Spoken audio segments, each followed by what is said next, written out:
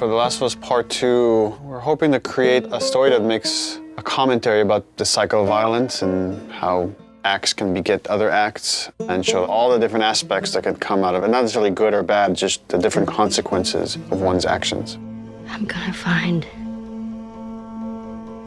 and I'm gonna kill every last one of them.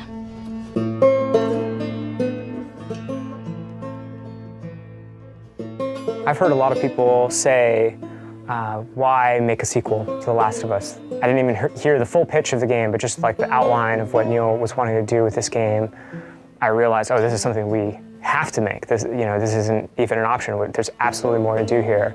There's always the fear that, when you made something great and you're gonna go back to it, you're gonna mess it up. You're gonna mess what made it so special. The test for us was like, can we come up with a story that could, one, stand on its own and be meaningful and have weight? The same kind of feeling we had when we came up on the story for the first one. But also now, because it's part 2, it has to be additive. It has to take the first one into consideration, that if you played both, then you get like a bigger narrative. The thing that Neil really cared about, that the studio really cared about, is honoring Ellie and Joel specifically, and their journey as characters. What is the honest next steps that they would take? What are the truest moves that we could see them do? The Last of Us 2 expands on the first game, both in the relationship between Ellie and Joel, the relationships that we see Ellie having, and just the greater world that we're in, and we see more of it.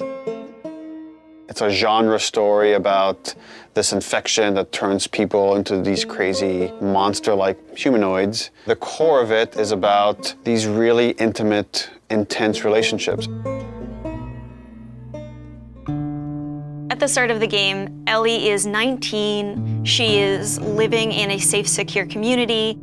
We're coming in, 25 years after the outbreak. And you, as Ellie, live in Jackson, which is this kind of somewhat tranquil town in this really messed up reality. She has real community now. She has people who love and care for her, willing to sacrifice for her. Joel is also very settled down. He's now part of a town. He's no longer a smuggler. Actually, the town relies on this guy that is a very capable killer, and that's something these towns in this world need. Dina, where are you? And then Jackson and Ellie are shaken by a violent event. It really changes Ellie's day-to-day life, and now just living is no longer enough. Like, there's these people that have wronged her, and she wants retribution. And you as a player are gonna want retribution for what these people have done. And then you go off on this journey that leads you to Seattle, where now you're like stuck in the city that has these warring factions, and they're both fighting over the spoils of Seattle, and you're stuck there in the middle looking for this very specific group that has wronged you. And that's the concept of the story. And then it takes you on all sorts of twists and turns in Naughty Dog fashion.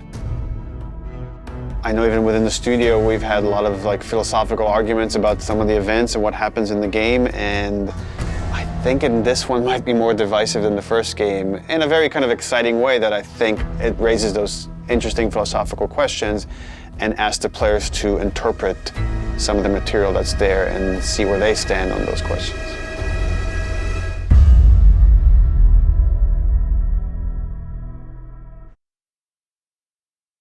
PlayStation